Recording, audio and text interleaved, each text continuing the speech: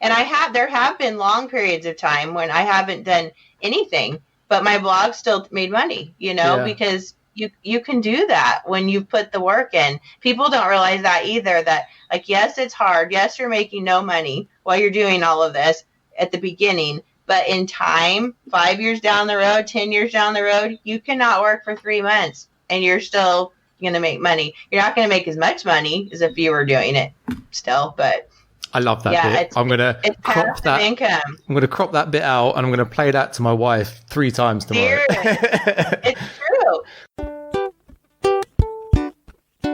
Hey guys, it's Mike from Make Time Online, and today we're joined by Rachel Paxton from Creative Home Making.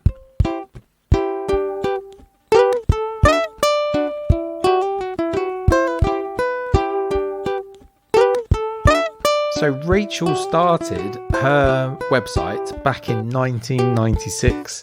Yeah, like before Google even existed. There was actually a time before Google existed, believe it or not. And she basically had a newsletter and she turned it into her website. She'll explain more about that in a minute. But I just think it's such a really, really cool, amazing chat, because this is, again, just someone totally normal, totally down to earth, just really honest and upfront about everything that she's done. And I don't think I've spoken to anyone that has been doing this whole online marketing, blogging, whatever you want to call it, for so long. And I just think it's amazing that what she has been able to achieve over the years and the lifestyle she's been able to create for herself. And I just think it just shows that it really is possible for people, and all it really takes is being consistent and putting in the time and just being, doing it over and over again. And if you can do that, and the thing is, I don't want to make it sound like it's super, super hard work, because she even says at some stage in the podcast how, she took a whole month, I think she took 5 months off to look after her kids, right when they were first born. And when her mum got ill, she was like looking after her mum and stuff from home and homeschooled her kids. Like, it's crazy what the lifestyle that she's been able to live and what she's been able to do with her blog. So I hope you enjoy it, guys. It's full of useful tips and value. So Rachel, it was 1996, I believe, when you changed, was it a newsletter into your website? Yes, I had a print newsletter. I was looking for a way to make money from home. The internet was not even a thing, really, in 1996. Like, people didn't know. I didn't know how to use a modem to connect to the internet in 1996. And I started a print newsletter, because those were pen pal newsletters were popular then. People were starting pen pal newsletters to connect people so that they could write letters to each other and send them in the actual mail. Like, texting wasn't even a thing in 1996. And so that's how I got started, was through a newsletter. It was to help people save money. That's why I started the newsletter, it was money saving tips and recipes. And I can't remember how many subscribers I had. I think I ended up with like 50, but my kids, my daughter at the time, I had a 12-year-old daughter. That was a long time ago. She's 32 now, I think, but she helped me fold these newsletters and put stamps on them and put them in the mail. Wow. It was interesting. It's so different, isn't it? I guess, like, to what you do now. So different. Yeah. It's crazy to even think about. So I started my website.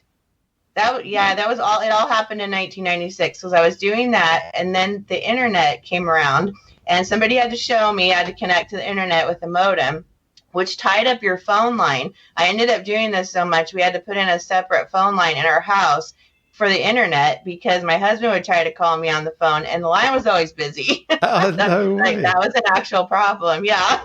Oh, I remember that, actually. You remember that? Yeah. Well, my dad's a doctor, and so we used to have a separate line exactly for that reason. So if someone was on the internet, no one could call. So he had a whole separate line, which was for him. And that if that phone rang, that was his doctor phone, so, but I forgot about expense. that. That was a big deal, having to pay for that extra phone line. We did not want to spend the money to pay for that extra phone line. Yeah, but they weren't cheap, were they? No, it wasn't. It was like $30 a month or something like that. We didn't want to spend the money on it because I started the newsletter to make money because we didn't have any money. And so, of course, bloggers don't want to spend money, or they can't afford to spend money when they start out. Yeah, no, 100%. So what kind of happened then from like there till, I don't know, the early 2000s, I guess? I guess a lot changed around that sort of time, didn't it? It did. So my first website was on Angel Fire. I don't know if anybody even remembers that. There was a lot of free websites where you could set up a free website. Right. And so, gosh, there were other ones too. I can't remember what some of the other ones were, but people set up free websites. Hardly anybody had, .coms, it all had a bunch of other stuff at the end of it. And so I just wanted to get online. So I set up a free website. And I started taking my information from my newsletter, putting it on my website. So Google didn't exist then. I looked it up. Google started 1990. Oh my gosh, I have to look it up again. Google started about the same time that my website did. I'd never heard of Google. Amazon and eBay started in 1995. I did look that up. Oh, but I can't remember when Google started. Yeah, so none of those things were even a thing. When I started. Wasn't Amazon just like a bookstore? Wasn't it just a physical bookstore when it started? Or is that, I've got my wires crossed there? I don't remember. But people didn't buy stuff on Amazon though. And people were buying cookbooks on eBay. I remember that because in my realm, in my homemaking realm, people were using eBay to buy books that were out of print. That was a really big deal with eBay, was getting these books out of print. Because I did a lot with recipes and cooking, and people wanted all these cookbooks, these old cookbooks that were out of print. And so people were buying them on eBay. I was like, eBay, what is that? So yeah, that was kind of interesting. But Google wasn't a thing. So I just started doing my thing. I made money with affiliate programs. That was the only way to make money when I started. It was with affiliate programs, little affiliate programs where you made $1 here and $1 there, getting people to sign up for stuff. Yeah. And it wasn't until, I want to say, like 2003, I think I started when Google came out with Adsense. I signed up the first year that they started that. I think that was 2003. It was around there. That's when I actually started making money on my website. A lot of money was when Adsense came around. And I did that for like 10 years. Wow. So 2003, that was, do you say? Yeah, I have to look that up. But it was around whenever AdSense started was when I put those ads on my site and that was the first time. So I had traffic to my site before AdSense came out, but I wasn't making any money from it because there was no way to. There was no ad networks back then, at least not like Google was anyway.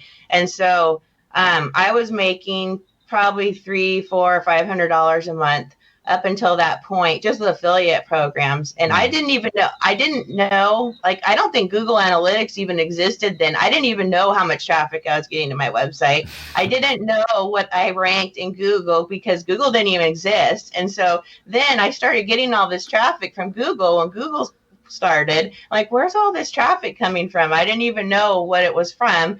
And so then I put my AdSense ads on my site and instantly started making $1,000 a month from my AdSense ads. Wow. And so that is when I was like, whoa, this is actually a real thing. I can actually make money from this. So it was like, it was putting the ads up on the website that was kind of like when you realized. Yeah. Was like Google AdSense better at like paying per? Oh, it is not the same now that it was. Like if you need to interview some people that went through that transition because there were people that made tons of money from AdSense before they changed everything. And I don't remember when that was. It was when the recession hit in 2008. Yeah, I think it was around 2008 when the recession hit.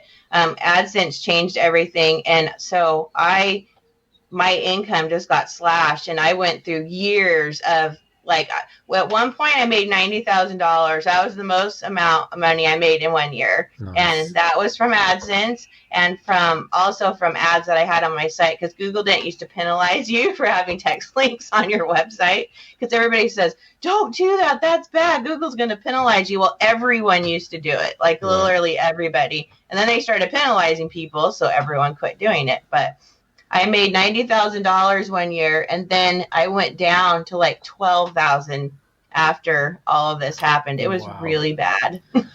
I guess that's kind of similar to what's happened now, isn't it? With it is. Amazon, they've basically done a very similar thing by the sounds of it. I didn't realize Google did that so that would have been about 2008, I'm guessing. Yeah. It was about that time. I don't remember exactly what year it was, but a lot of people were affected. And then there was no other ad alternative. So I signed up with Mediavine 2 years ago. Cool. And then I got my income back that I was making from AdSense. Yeah, funny enough, I've actually just applied for Mediavine.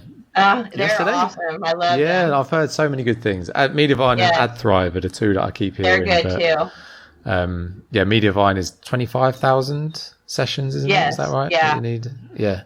So I sent it off and then got an email back, and they said wait 2 to 3 weeks or something, and then you'll see what happens. So no, it's exciting actually, because I keep hearing exciting. I hear so many people say how good they are. Is it about?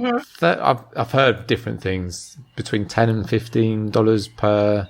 Is it per 1,000 impressions? Per 1,000, and it totally depends on what your niche is. Right. And because I've made up to $25. It just depends on what time of year it is. It depends on what you're talking about. But I would say at least $15, possibly a lot more than that, depending on what the ads are. Wow.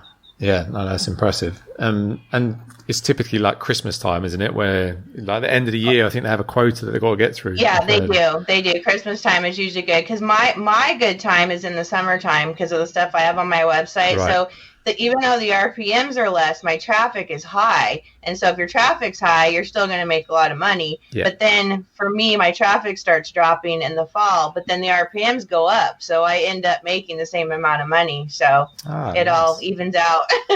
Yeah.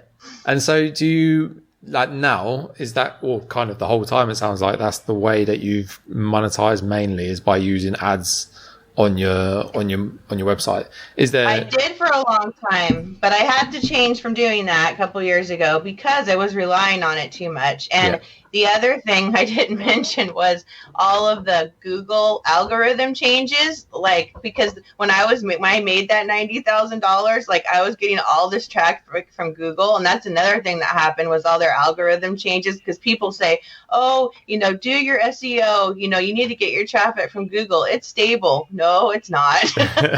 It's more stable than it used to be. But there was, so I quit my job to work full-time at home in 2005. So I've been home working full-time since 2005.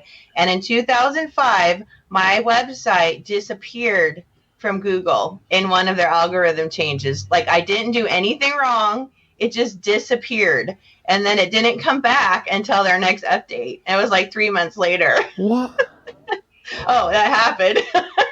What do you mean by disappeared? It wasn't in their index. It disappeared from their index, and it was an accident. It wasn't on purpose.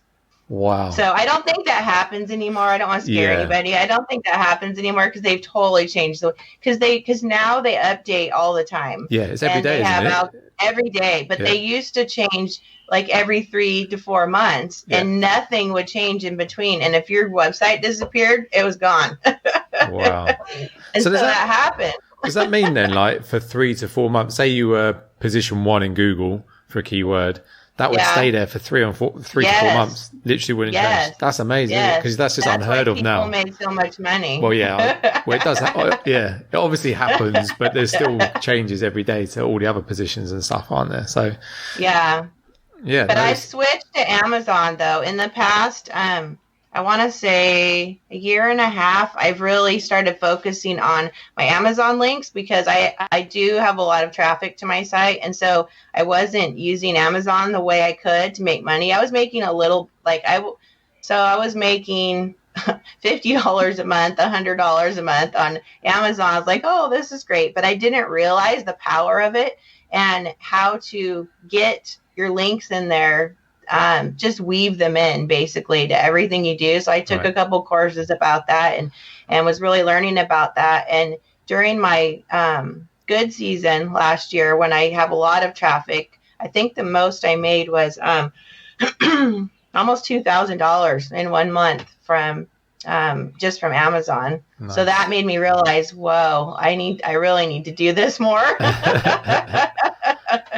And that's just from little links. That's not even, were you reviewing products or anything?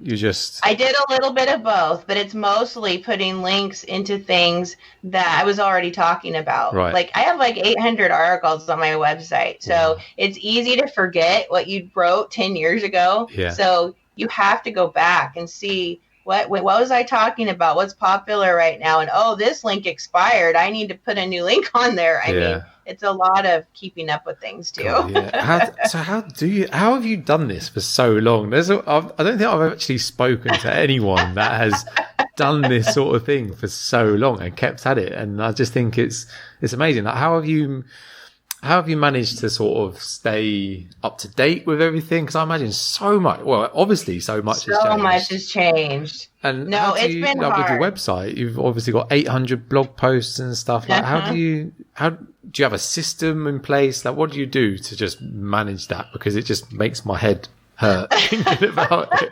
Well, somebody just asked me the other day, well, I want to make a blog. How do you make a blog? I was like, I could not possibly sit down in one day and tell you how to make a blog. Yeah. But my motivation has been to be at home. Like I said, I quit I was making good money. I was a technical editor. I worked for the government.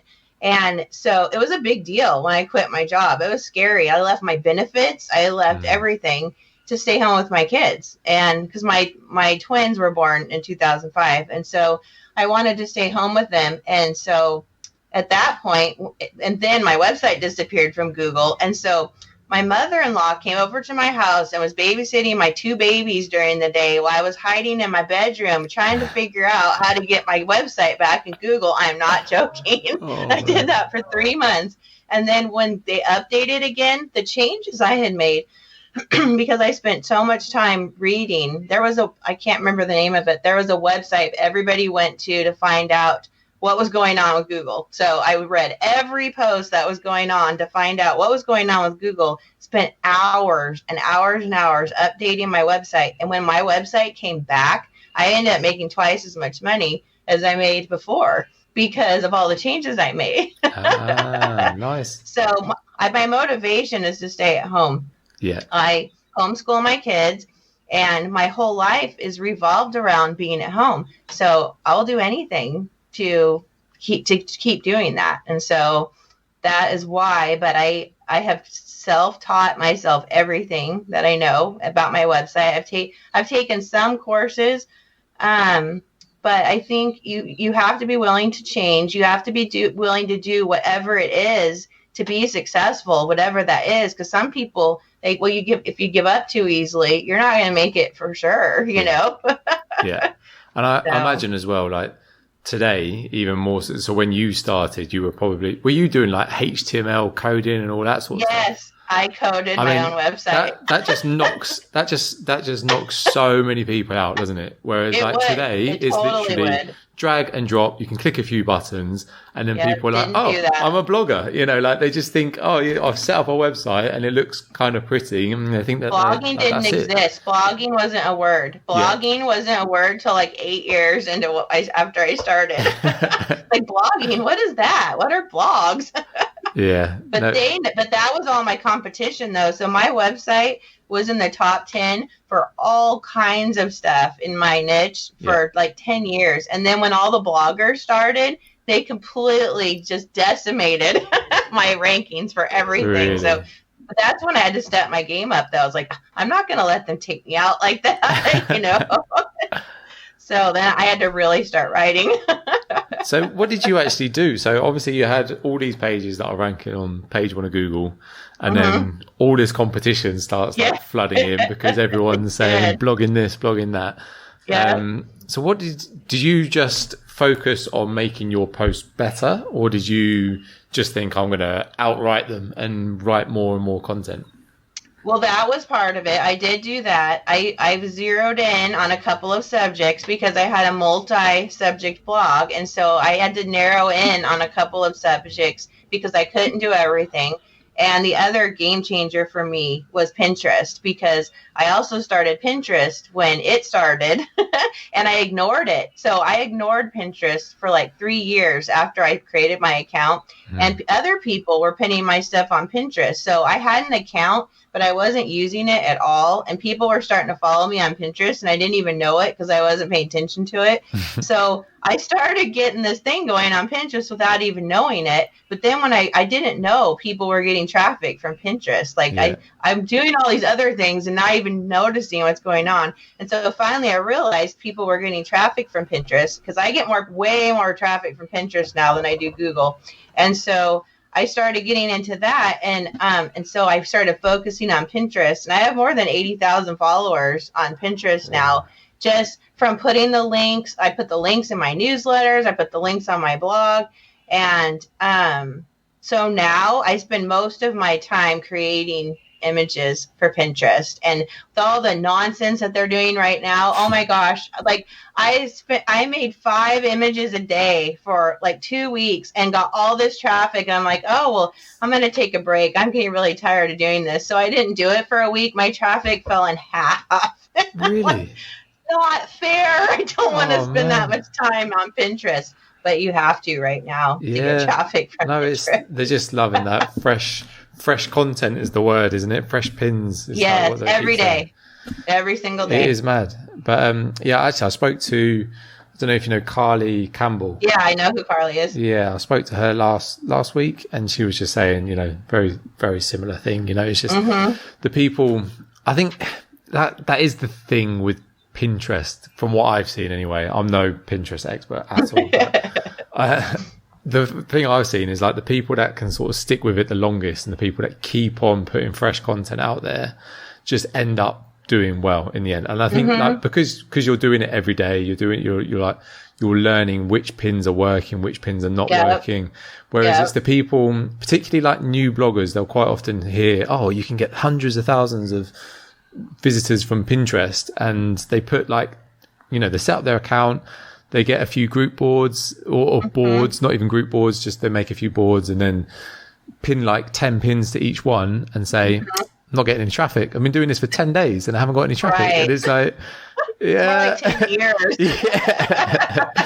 Exactly. And I think that's the thing. I think there's so many of these like big headlines out there, like I made $1 million blogging this year, or it's my first year blogging, I made $3,000 in my second month, and things like that. People see that and they think that's normal, and they think that's what's happened. It's not. Whereas you go into the thing and they're like, I've been trying to blog for like 2 years, and this is my second month with this blog. It's like a new blog, and so it's actually like completely different to what they've actually, the headline sort of makes people think, oh, this is easy, but It seems like it's the ones that stick with it and like keep going and, learning, like you say, that seem to do well in the long run. Yep. It's a lot of effort, a lot of sleepless nights, but not every night, because I love the rest of my life. I mean, when you get a taste of that, of what your life could be like, if you're not sitting, I sat in a cubicle all day, every day before I quit my job, and I loved my job, but I wouldn't go back to that for anything, No, it's just a completely different mindset, isn't it, as well? So what would you say is what are some of the best tools or trainings or, things that you've done over the years, particularly like in the more recent years, that you found has like really helped grow and scale your blog? Well, I've been in Carly's Facebook group, the Blogging Like We Mean It Facebook group. I've been in there for at least 2 years. It might be longer than that now. I took Carly's Pinteresting Strategies course, and I've done way more than that, but that really helped me think about things differently and see what other people were doing. And I listen to Carly a lot too, and her videos and her Facebook group and stuff. And That's really helped me a lot. The other person is, well, there's a couple other people. Debbie Gardner, who's also in that group. I've been talking to her about the SEO, and I have all of her ebooks, and I love all of them. They're amazing because she is very successful at what she does. And when I think about how much money she makes, it's like I have twice as much content on my site as she does, but she is so good at monetizing what she does. Yeah. It's ridiculous. And I think, and I've talked to her in person too, and I thought, why can't I do what she's doing? It's like, and there is no reason. It's like, but she's so methodical about everything she does, and she lays everything out for people in her ebooks. There is no reason that people can't be successful if they don't do what she does. But it is a lot of effort. It takes a lot of work to do what she does, but she puts in the work, and she has earned every penny that she has made. She's got such a drive as well, hasn't she? She does. I don't think she even realizes, like her emails and stuff that you get. There's so much value in it, and it's just so honest. And there's no salesy stuff, and I love it. I love the way that she's just like. So I've met it. I actually just the other day I messaged her and said, I've learned so much from you on the whole, like just being honest and open and upfront. It's like, yes, I'm doing this to make money. Like I'm not like going to sell you stuff. This is what's working for me. This is, it's just all, this is what I'm doing. Here it is. And she wants to help people. Like when I've talked to her, it's like she wants me to succeed, and a lot of people, it's like I'm kind of her competition in a way, like not exactly, but what we write about is similar enough that some people would see like, well, you're competition. I'm not going to tell you what I'm doing, but she doesn't care about that at all because she's so confident in what she's doing, and I couldn't possibly ever do exactly what she's doing. So. It's incredible, isn't it? But I think there are two things that I've heard time and time again. Carly's Pinteresting strategies and Debbie's SEO book. Has there been like any other like tools that you personally use? The other, Debbie talks about this one a lot. It's not hers, but Jennifer Ledbetter, her niche post strategies, I think that's what it's called. Debbie recommends that in a lot of her emails. But that was her favorite Amazon course. It's very inexpensive. It's like, I don't remember how much it's less than $100, but it's an ebook about how to write posts to sell things on Amazon. And I have that ebook too. And it is one of the best ebooks I've ever read. Jennifer's the pot pie girl. That's how people know her. Yes. She used to be in the group a lot. She hasn't been in there so much lately, but she has some Pinterest stuff also. But that ebook that she has about Amazon, like that was a game changer for me. And she too is very transparent about what she does on at least one of her. She has a whole bunch of websites, and she kind of uses one of them to showcase what she does. And the way that she just thinks differently than other people do. It's like, because most people are like, oh, hey, I have this idea and I'm just going to write about this and hope you click on a link or two. But breaking, because I think Debbie learned from her too. Like, I don't know. Everybody's learning from each other, I think. Yeah. But the way they talk about, like, when you write a post, that you don't put all your links at the bottom of the post. Like, because they would say things like, people's attention spans are 3 seconds. And so if you don't talk to them in the first paragraph about what it is that you want them to know, they are never going to get to the bottom of your article. Like, that's so true. I never would have even thought about that until somebody pointed that out to me, and her books are full of tips like that. And like, wow, I need to completely think that. And I did. That's when I started making more money on Amazon, is when I changed my layouts of where you put the links and whether they're bold or not, what color they are. Some of them are in a box, some of them aren't. I mean, these people have totally figured this stuff out. Yeah, no, 100%. Actually, I think they're both. I don't know if you've ever heard of Wealthy Affiliate, but I think they're both in that. She's affiliated with that. Yeah, Jennifer, I know that. Does stuff with them. That's how I've seen her name like flying around before and stuff. But she knows what she's doing too. She makes a lot of money too. Yeah.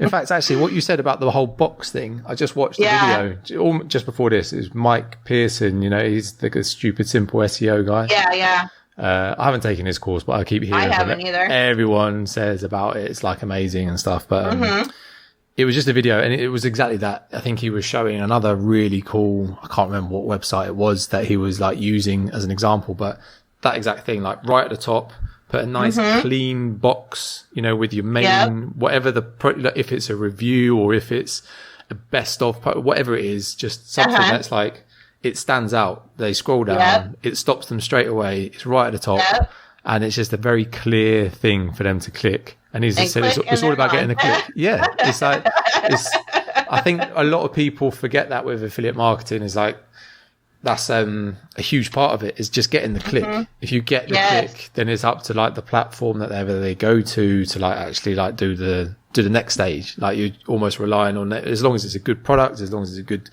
whatever service it is that you're sending them off to, then they're going to be selling things for you. So all you need to do is get the click. Exactly. I think Jennifer has an ebook called "Getting the Click." Oh, really? Popped into my head. I think that's an actual thing. Yeah. I'd have to look out for that because she has some. On her website, she has. I think it's the Popeye Girl website. Yeah, has tons of training. I've heard the name like flying around, and I think that's what it is. But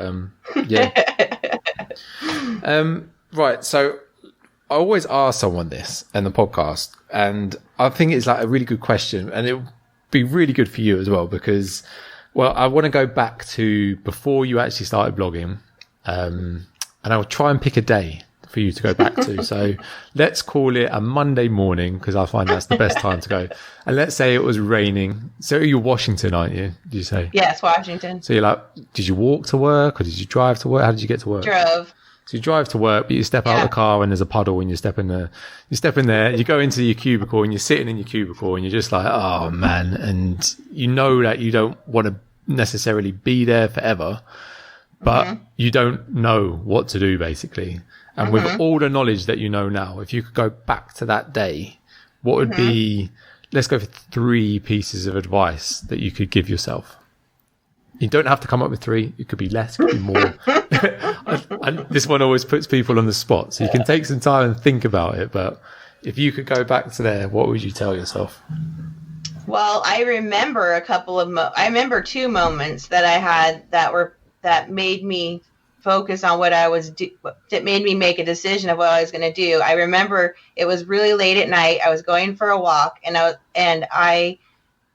we had to get out of the situation we were in. We were broke. I mean, we were completely broke. We filed for bankruptcy at some point. I don't remember what year that was, but I had to have the inspiration to start my business. And so I was dreaming up the name for my business, which was Creative Homemaking. And that came to me on that walk. And so that was one moment where I was like, oh, that's it.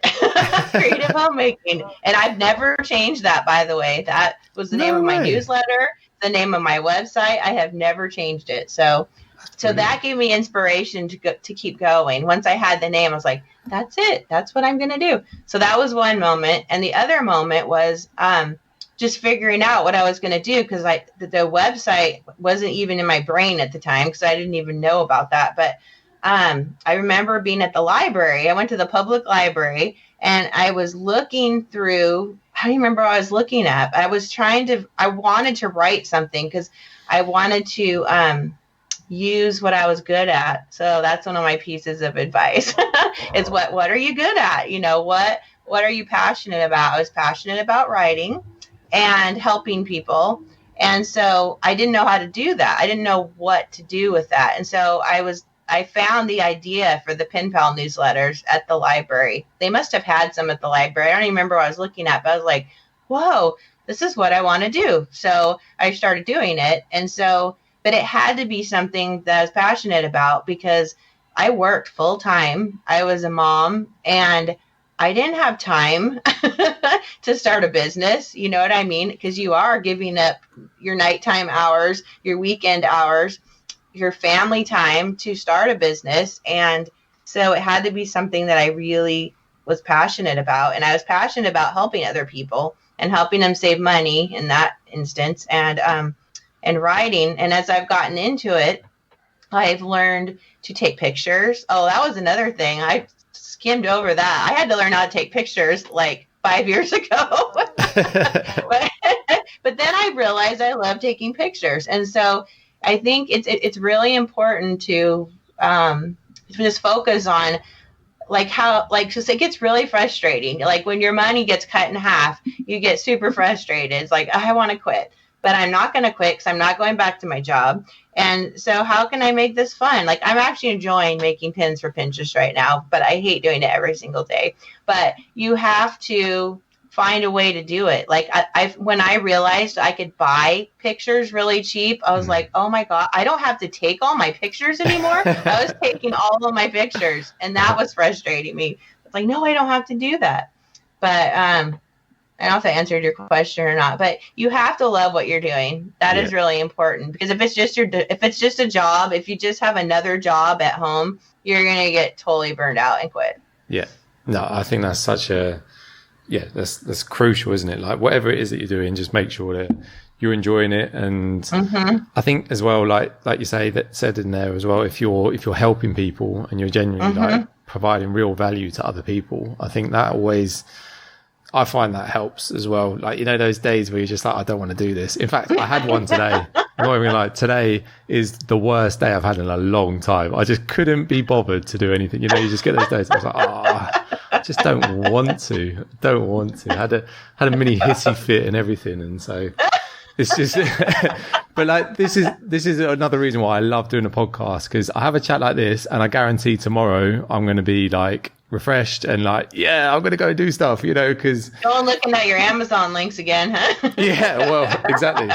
It's like, Rachel's been doing this for 20 odd years, I can do this, like, so it definitely helps. And what I did last year, so with all the Pinterest I've been doing, I've been going back and using Debbie's advice to go back through all my posts and get, you know, do the links. And I haven't been doing the backlinks. That's what I've been totally slacking on, is the backlinks from other websites.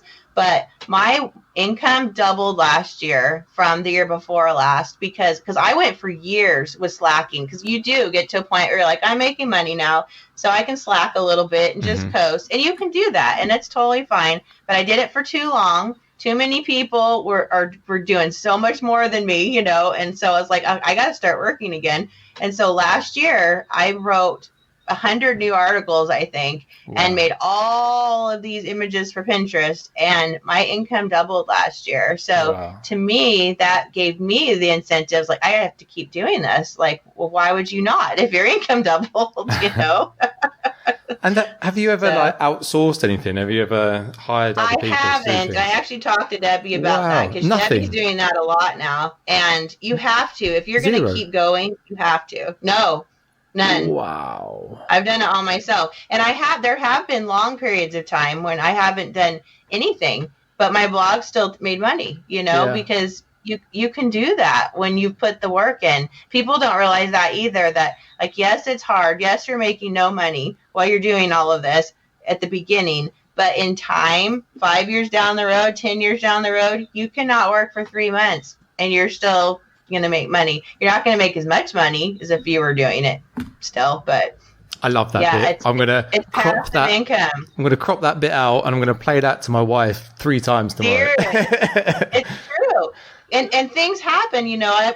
My mom got sick and died during all of this, and I took care of her for 5 months. I would not have been able to do that if I wasn't at home and working. And I probably didn't work at all that entire time, except to send a newsletter out on autopilot every week. Because that was, well, and then when my twins were born, I didn't sleep for 6 months when I had 2 babies. Like, I had a newsletter on autopilot. It went out, or I scheduled them ahead of time so that they would go out. And I would do like 10 of them at a time. And like, okay, this one's going out this week, this one next week. And I would schedule them ahead of time. Didn't even look at my computer for weeks, and no one knew, only me. But I still made money. That's amazing. Well, I think that I've tried to explain that to people as well. You know, like some friends and stuff are still like, I still don't get what you're doing. I don't understand why you're doing it. Why don't you just get a real job and like all that stuff? And I'm like, well, I've tried to explain, like, yeah, I know it seems like I'm probably putting a lot of time in it right now and stuff, but it's like I'm already starting to notice it, you know. It's just, is work and stuff that I've already done months ago is like paying me now, you know, and I could just literally do nothing for the next month and I would still make money sort of thing. And it's like, that is, it's obviously like people get fixated on like passive income and they think, oh, it's just going to keep happening forever. It's like, it doesn't really work exactly like that, but it is passive in the sense that you don't have to work all the time, or like, you know, you can take like patches off. So yeah, no, I think that's really, really good advice. If people are listening to this and they just want to get like in contact with you, Rachel, what's the best way for them to reach out? Probably through my website. My if anybody wants to email me, my email is rachel@creativehomemaking.com. RACHEL. Cool. I made a note of that. Yeah, and it's honestly been awesome to talk to you, and I could actually just keep talking to you all day because I know I'm just going to keep learning little things. You know, it's like I'm just going to keep learning more and more. But I know you're obviously like a busy lady. I could talk about it for days. And it's early in the morning there, isn't it? So you've got the whole day ahead of you. Yeah. But no, I really appreciate it, Rachel. Thanks so much for having a chat. Yep, it was nice talking to you. So just so much to take away from that chat, and I could have honestly kept talking to her for ages because I just found like I just kept getting more and more useful little tips as I went along.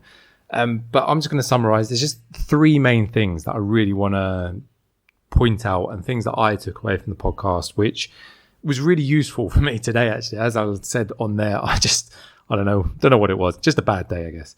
But 3 main things. Number 1 is consistency. If you can keep on turning up, you know, keep on producing content, keep on being there longer than what other people are willing to do, there's almost like no way you can actually lose with online marketing. There's no way you're not going to make something work. It's not like all the information is out there. It is all out there. You can probably get it all for free. It will take way longer if you do that, obviously. But as long as you keep on going, you can't lose with it. Number 2 is that she found it was really important, like, to choose an interest or something that she was passionate about. And she sort of mentioned on there how she's enjoying making pins and things like that at the moment, but obviously doing it every day can become a bit repetitive and things like that. But it's still always on a topic that she's interested about, you know, like it's things, she'll often have recipes and things like that she's got on there, which are things that she's genuinely interested in and she's genuinely helping other people. And, you know, you get messages and things from other people that you have helped. And it's those things, like holding on to those and making use of those like really bad things. Here's a really good tip, actually, something that I've done recently is just create a folder on my desktop. What did I call it? Hang on, I can look for you. Where's it gone? It's not called anything special, so I don't know why I'm making you wait. Thank yous. Didn't need to wait for that. I've got a folder that says thank yous, and it's just a folder of people saying thank you or something nice to me, which doesn't happen a whole lot, I've got to say, but it's just always on those days where you just feel like, oh, I don't want to do this or whatever. I find it's really, really helpful. Go to that folder, read some of those things, and you realize why you're doing it. And then number 3 is to keep on learning. And that kind of covers everything she spoke about in there, really. It all comes down to keeping on learning. She talks about certain courses and things, like Debbie Gardner's SEO books and things. In fact, I'll put a link in the show notes where you can listen to the podcast I had with Debbie, because we talked about her a bit. And yeah, I think it's a really good chat that I had with Debbie, all about SEO and things like that. Spoke about Carly's Pinteresting strategies. Carly was on a chat very recently as well. And loads of just little... Obviously, these courses, there's going to be new courses in the future. There's always new training. There's always new information coming out there. So it doesn't really, the actual course that you take, I sometimes think is not irrelevant, because there are some that are terrible and some that are really good. But it's more the fact that you're actually learning. You're keeping on learning. And I think if you go in with that mindset that you're going to keep on learning and you're going to figure things out, doesn't matter if you fail. Doesn't matter if you don't work things out straight away, because you've got that mindset. I am going to keep learning. I'm going to keep improving. And I think that's really how Rachel has kept doing this for 20 odd years, which is just incredible in itself. So yeah, the podcast, you can get the show notes at maketimeonline.com/57. That's maketimeonline.com/57. And you can get the show notes and the links and stuff to get in contact with Rachel and other things that we sort of spoke about in the chat. So I hope that was helpful, guys. Take care. Thanks for listening in to this episode of Make Time Online. Be sure to subscribe to our podcast so you don't miss any future episodes. And please take a moment to write a review for our podcast in the App Store. Keep changing for the better, guys. Take care.